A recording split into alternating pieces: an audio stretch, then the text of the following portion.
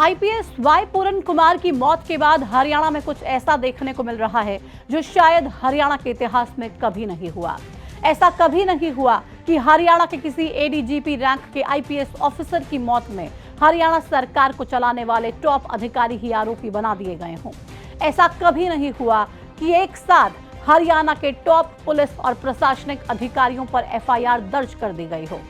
पिछले 3 दिन से हरियाणा जिस आईपीएस पूरन कुमार की आत्महत्या को लेकर पूरे देश में चर्चा में है, अब उसी आत्महत्या के मामले में लगातार एक्शन शुरू हो चुके हैं। पूरन कुमार की पत्नी आईएएस अमनीत पी कुमार की मांग और कई अधिकारियों के दबाव के बाद आखिरकार उन अफसरों के खिलाफ एफआईआर दर्ज कर दी गई है जिनके नाम वाई पूरन कुमार ने अपने सुसाइड नोट में लिखे थे।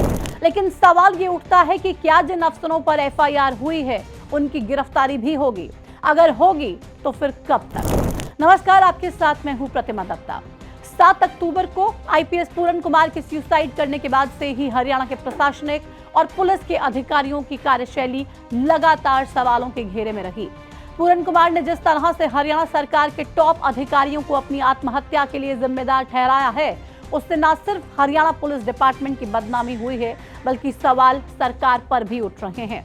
ऐसे में इस पूरे मामले में सरकार फूंक फूंक कर कदम रख रही है और वाई पूरन कुमार को न्याय दिलाने के लिए जो भी मांगे उठ रही हैं, उन्हें मानने पर सरकार विवश है।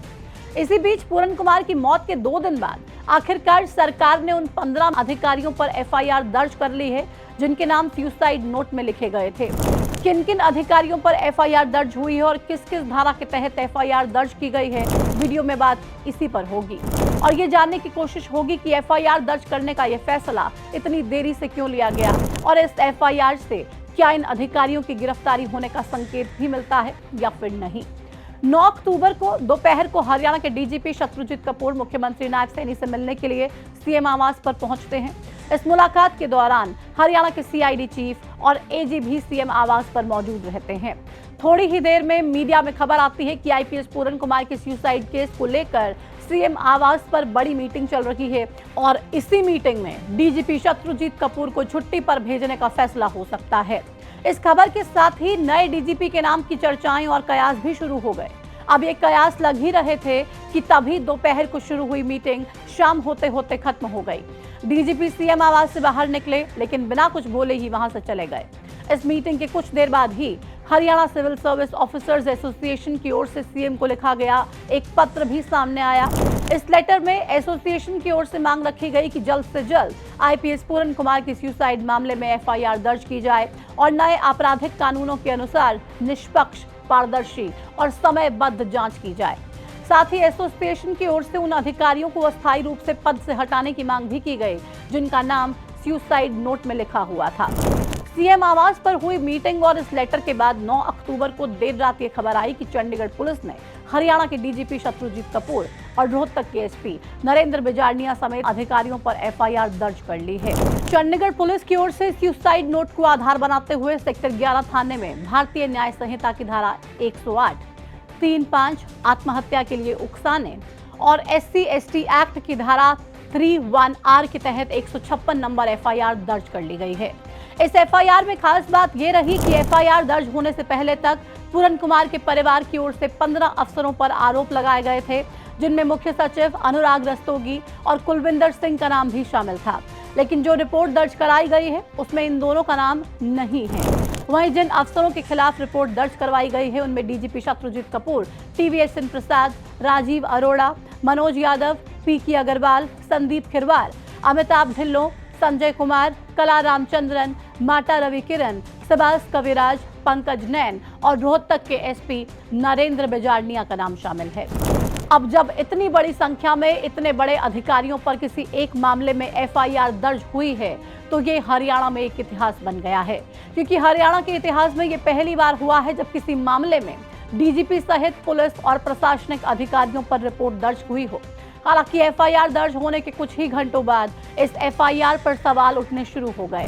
वाई पूरन कुमार की पत्नी आईएएस अमनीत पी कुमार ने ही इस एफआईआर पर सवाल उठाए। उन्होंने इस एफआईआर पर ऐतराज जताते हुए चंडीगढ़ पुलिस को एप्लीकेशन देकर कहा कि एफआईआर में आरोपी अफसरों के नाम अलग से खाने में नहीं लिखे गए हैं।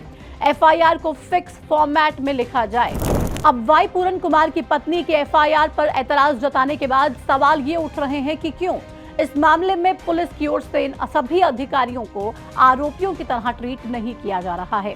क्यों इन्हें कदम कदम पर रियायत देने की कोशिश हो रही है। माना कि ये सभी कानून के रखवाले बनाए गए हैं, लेकिन जब कानून के रखवालों पर ही आरोप लगे तो कानून के तहत ही कार्रवाई आखिर क्यों नहीं हो रही है।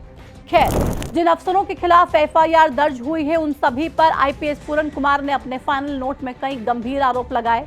सबसे गंभीर आरोप डीजीपी शत्रुजीत कपूर और रोहतक के एसपी नरेंद्र बिजारनिया पर लगे हैं। डीजीपी पर आईपीएस पूरन कुमार ने झूठे केस में फंसाने और उनके खिलाफ साजिश रचने के आरोप लगाए और रोहतक के एसपी नरेंद्र बिजारनिया पर इस साजिश में डीजीपी का साथ देने का आरोप भी लगाया गया है। वहीं पूर्व डीजीपी मनोज यादव पर जातिगत उत्पीड़न और मानसिक प्रताड़ना देने के आरोप सुसाइड नोट में लगाए गए थे।